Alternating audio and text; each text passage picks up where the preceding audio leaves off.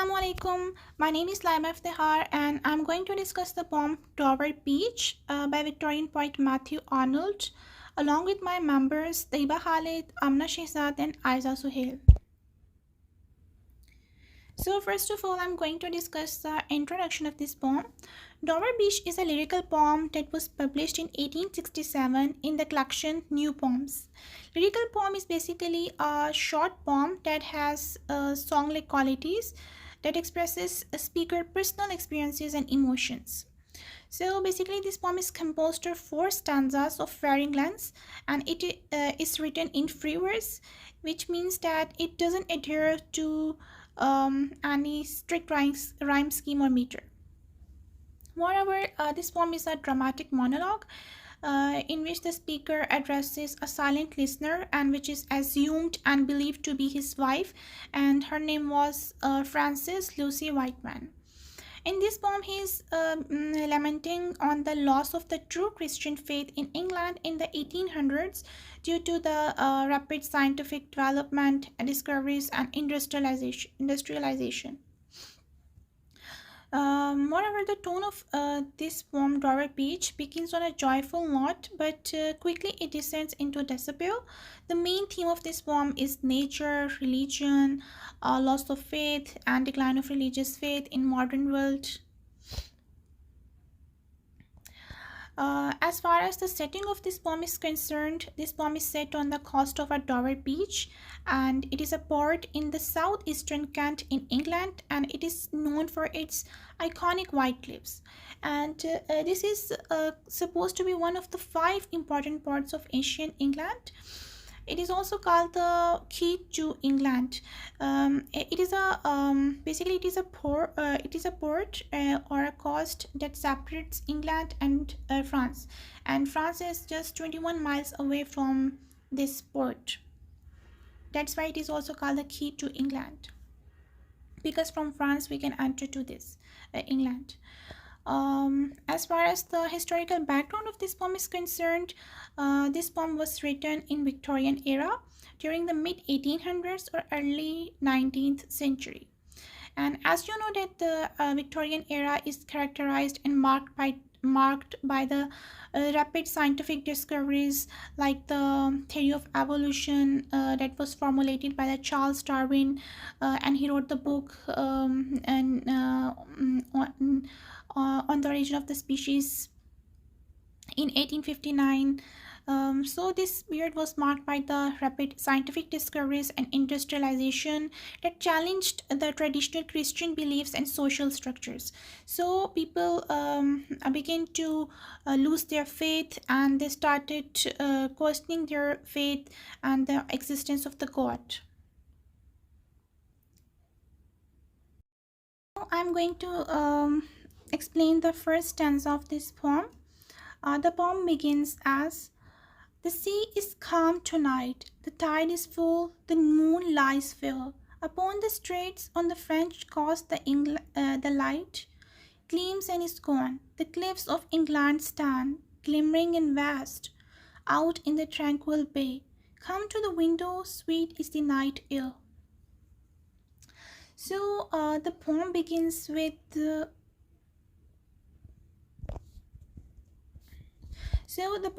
with a very calm, pleasant, and soothing description of the Dover beach. The sea is calm. The poet says that sea is calm, the tide is at its highest point, and the moon is shining brightly over the narrow street of Dover. And this whole scenario indicates a sense of peace and tranquility. So here the strait refers to the narrow body of the water which separates the two water body masses, and here the poet has used the word strait to refer the English Channel, that is the Strait of the Dover, and that separates the France and England. I have already told you that the France is just 21 miles away from the England, from this beach of the Dover. Moreover, the to understand this poem and this stanza, you have to visualize and imagine this thing in your mind, that Poet is standing on the door, cost of the door. The poet is standing at the window on the coast of the tower, and he looks across to France, where a small light can be seen to him that can be seen briefly and then vanishes. And this light that shines and then vanishes, it represents the diminishing faith of the English people during Victorian era. He then looks at the cliffs of the England that are vast and glimmering in the bay. In the next line, he invites the speaker invites someone which I have all told you that which is assumed to and believed to be his wife. He invites her to join him to experience this beautiful scene. When he says this, "Come to the window, sweet is the night air." So, in these first six lines, Arnold presents a very beautiful and tranquil scene. He uses the word like calm, fair, sweet, tranquil to establish this peaceful scenario and to establish this mood. So, in the next stanza goes, the next line goes on. Only from the long lines of spray, where the sea meets the moon-blanched land, listen, you hear the grating roar of pebble which the waves drop back and fling. At their return up the high strand, begin and cease, and then again begin. With tremulous cadence slow and bring the eternal note of sadness in. So, in these lines, the speaker draws his companion's attention to the sound that water makes as the waves of the water pull back the pebbles on the shore and then throw them forward again and again, creating the grating roar. Here, the grating roar it refers to the harsh sound and the rough sound, and this happens over again and again as the sea returns. So, this throwing of the pebbles again and again, which produces the grating roar, it also creates the tremulous cadence that is the shaking type of rhythm. And here the poet says that this cadence evokes eternal note of sadness in the speaker's soul. Later on, I'm going to tell you that what the deep meaning belies in this line. Now, the theme which relies in the first stanza is the theme of decline of religious faith in England during Victorian era. As I've told you, that it occurred due to the scientific and the industrial progress, which challenged the traditional religious beliefs and existence of the god. So, in the starting lines, the calm sea and the full tide, it symbolizes the once solid presence of the faith, while later on the grating roar of pebbles, the tremulous cadence slow, the eternal note of sadness, these all think phrases represents the erosion and the fluctuation, the diminishing and faith of the English people during the Victorian period, because due to the scientific discoveries and the industrial development, they begin to question their faith, the existence of the God. So this whole scenario, it reflects the emotional and existential turmoil that comes with the weakening of the religious conviction. The poet has also employed various poetic devices, like he has employed the imagery. He has used vivid imagery in the starting lines to point a picture of the scene. He has used words like calm, fair, gleams, and tranquil bay in the lines like the sea is calm tonight, the tide is full, the moon lies fair, gleams and is gone, glimmering and vast. These all words, they help the reader to visualize the peaceful and the serene setting of the sea and the coast of the France. Moreover, he has also used the personification, he has given the human qualities like calmness to the sea. He in the phrase like the sea is calm tonight. Yes, the sea is also described as having the moon blanched land, giving the moon human-like ability to bleach or color the land.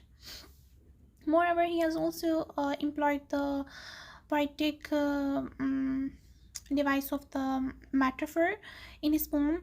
Like I have told you that the flickering and flickering lights on the coast of the France, they represents the diminishing faith of the English people during the Victorian era.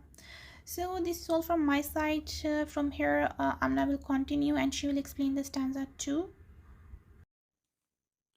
My name is Amna Shehzad, and I am here to explain the second stanza of the poem Tower Beach by Matthew Arnold. So, the second stanza is: Sophocles long ago heard it on the Aegean, and it brought into his mind the turbid ebb and flow of human misery. We find also in the sound a thought, hearing it by this distant northern sea. So, in these lines, speaker alludes to the ancient Greek playwright Sophocles, who mainly writes about the human tragedies driven by inexorable forces of fate. According to Arnold, Sophocles must have sensed this essence of melancholies and human misery on the Aegean Sea when he heard the sound of sea, evoking in his mind the turbulent and fluctuating nature of human sufferings. Speaker imagines Sophocles hearing the same loneliness and sorrows as the speaker does in the poem. Basically, through these lines, Arnold is trying to map out the loss of faith onto the movement of waves, which implies the re- idea of replacement of religious beliefs with the scientific technologies. Besides, Arnold is trying to create the universal connection of human melancholic experiences, which explicates how humans are connected through these experiences. Talking about the last two lines, which shows how speaker who is standing by the distant northern sea but still hears the same sound that Sophocles have heard on the Aegean Sea. Again, through these lines, Arnold is trying to portray the interconnection of human sufferings, which asserts the fact that human nature is essentially the same, which means that human emotions like sufferings, miseries, sorrows, contentment are coherent and persistent throughout the humanity. Moving towards the theme of universality of human sufferings, timelessness, human connection, and loss of faith is deployed in this stanza. Talking about the poetic devices, allusion is used, which shows reference to the Sophocles enchantment, which means to run on to the next line without punctuation. And if we see the first four lines of the stanza, there is no punctuation, which creates the sense of continuity and flow in the stanza. Metaphor is used when Arnold compares human suffering to the turbulent and fluctuating nature of sea as turbid ebb and flow. Last but not least, personification, which is brought into his mind, which is to give the sound of sea an ability to evoke thoughts and emotions in Sophocles. So this is all about the second stanza, um, and that's it from my side. Taiba will be continuing from here onward. Assalamu alaikum. My name is Taiba Khalid and I will discuss the thematic and structural analysis of stanza 3 of poem Dover Beach by Matthew Arnold. Let's read the stanza first. The sea of faith was once too at the full, and the round earth's shore lay like the folds of bright girder furled. But now I only hear its melancholy long withdrawing roar, retreating to the breath of the night wind down the vast edges drear and naked shingles of the world. This stanza continues the poem's exploration of loss of faith in England and the speaker's sense of despair. Victorian era is marked by the industrial revolution, scientific development, and urbanization. Due to these factors, there was a religious skepticism and decline in the religious faith and practices. In the first line of the stanza, speaker uses the metaphor of sea of faith to compare the vastness and strength of religion of the past time to the sea. Once the sea of faith was full and all around the earth to protect the humanity. He also uses a simile of girdle to show the strength of faith. Girdle is actually belt that is worn around around the waist to protect to shape up and support the body. It's fascinating how Poe chooses the simile of bright girdle to emphasize the role of faith as a unifying force to hold the humanity together. But then speaker says that now this faith is fading away and leaving humanity vulnerable. He uses the term birth to turn the self-sufficient essence of faith of the past into the disillusionment of the present. Now this faith is fading away and leaving the humanity vulnerable. He has compared this idea to the through the imagery of the phenomena where sea waves leaves the shore and goes back to depth, and that causes the pebbles naked and exposed. He also uses the terms like withdrawing roar and melancholic sounds to show the sadness and desperation. In its structural analysis, there's a use of juxtaposition. It is actually the compare and contrast between two ideas. Here he is comparing the situation of faith in the past and in the present situation. There's also use of caesura. It's a rhetorical break of the sound in the middle of the verse to maintain the rhythmic effect of the poem. Conclusively, this stanza of the poem shows Arnold's concerns about the decline of faith in the Victorian era. He has effectively used the figurative language, imagery, and structural analysis to convey his idea and interpretation. My name is Aiza Sohail and I'll be discussing stanza 4 of the poem Dover Beach by Matthew Arnold. I'll start off by reading the stanza first. Our love, let us be true to one another, for the world which seems to lie before us like a land of dreams, so various, so beautiful, so new, has really neither joy, nor love, nor light, nor certitude, nor peace, nor help for pain. And we are here as on a darkling plain, swept with confused alarms of struggle and flight, where ignorant armies clash by night. In this poem, as mentioned by my other members, we've been discussing that how Arnold has portrayed that the world has sunken into desolation due to the loss of faith. So after feeling really uncomfortable and unhappy in this world, or hopeless, the poet finally addresses his lover in order to find some comfort in love. He says that this world is full of deceit and sorrow and futile hope. So he says to his lover, let us be each other's comfort by being truthful to each other or by being honest to each other. Let us bring each other contentment or peace. As this world is actually just a mere facade or a mirage of happiness, and that there's no true or substantial joy associated with anything in this world. And he also hints at the idea of superficial beauty that says that the novelties or varieties that have been described in life, there's no true essence to living associated with them. That those images of happiness, beauty, and love, they are nothing but a mere illusion.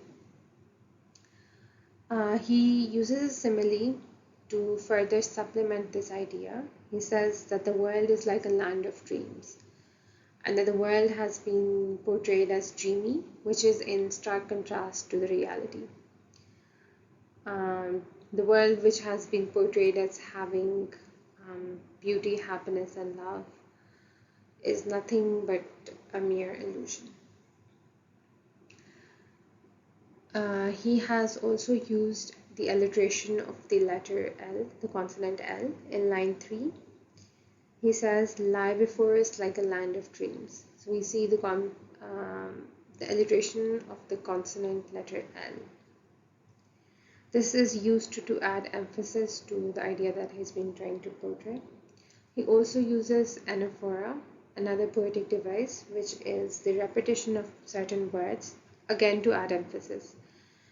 He has repeated the words so and nor. So is used to describe like so beautiful, so various, so new. This is used to describe the falsely portrayed image of the world. However, the word nor is used to depict the current state of the Victorian life, which has stemmed from the loss of faith. He says that there is nor peace, nor joy, nor certitude, that there is no certainty in any of life's matters, and that there is an overall disrupted state of affairs. Moving on, we see that the theme of love is prevalent in this stanza, as the poet emphasizes on the importance of human connections and forming hearty connections with people in order to compensate for the spiritual connection that we have with God. In contrast to the preferred idea of isolation and solitude, the poet emphasizes the need for forming these connections. He hopes that forming such heart-to-heart connections with people can somehow compensate, if not entirely, maybe just partly compensate for the spiritual connection that the Victorians have abandoned. He himself has sees or faces the loss of spiritual faith, and he hopes that in this distressed world, love might bring people solace or some kind of peace. Although love cannot entirely compensate for the spiritual connection, but it can provide relief. He further supplements this idea by saying that we are here as on a darkling plain. He says or implies that even when we're united, even when we have people around us, we are still in bleak darkness. We still feel hopeless, and the dark imagery that he uses over here alludes to a doomsday image of panic and unrest. He says that despite being together, or despite having hearty connections, or having people by our sides, it is still insufficient, as it does not bring us any light or long-lasting peace in our lives. He has used the metaphor, a darkling plain, to refer to the world, and this creates a dark image in the mind of the reader and alludes to the idea that the loss of spiritual faith can never be compensated through worldly things. So the poet continues this pessimistic tone even towards the end of the poem. He says that love alone cannot save us, it can only provide us with temporary relief or a small escape. It can only act as a mere escape. And that life is only meaningful if one adheres to his religious beliefs and follows the religion correctly. And that meaning can only be attributed to life if we have a greater or bigger purpose. And that this world is just a distraction for us. And in this particular case of the Victorians, he says that uncertainty and chaos have taken over the Victorians as they indulge into a life of materialistic things and which is, bereft of any hearty connections. He says that such a life or such people are then confused and they revert to violence or they begin struggling in life. And such people also become really ignorant or selfish as they do not intend to help others out, help others, those in need. They do not try to impart any joy or any hope to those feeling in some sort of desolation in life. So he is basically implying that this loss of faith has also taken away a sense of humanity from the people as well. That they are no longer human, they do not have any empathy for others, and they're only driven by selfish desires of self-fulfillment. So the poem basically ends on a dark note of hopelessness and violence. and it says that it alludes to the idea of a struggling and fighting sort of a world. Such an image of a world has been portrayed, and this all stems from the loss of faith, as Arnold says. And we can see that it is in contrast with the start of the poem, in which the poet has used the word calm, and it is in contrast with the words of confused alarms, struggle and flight, clash. So these are the words which are in contrast, again implying the idea that the loss of faith will turn calmness into struggle and unrest or chaos. So overall, we see that the poem expands on the idea of loss of faith due to the extensive scientific and industrial development that was happening in the Victorian age. And the poet says that this faithlessness brews uncertainty and sadness in the society.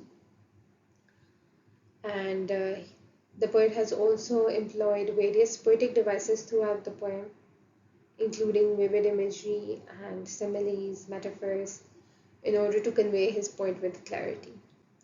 He also implies that without religious beliefs, the Victorian society will be drowned in uncertainty and distress, and that love can only provide momentary relief throughout this process.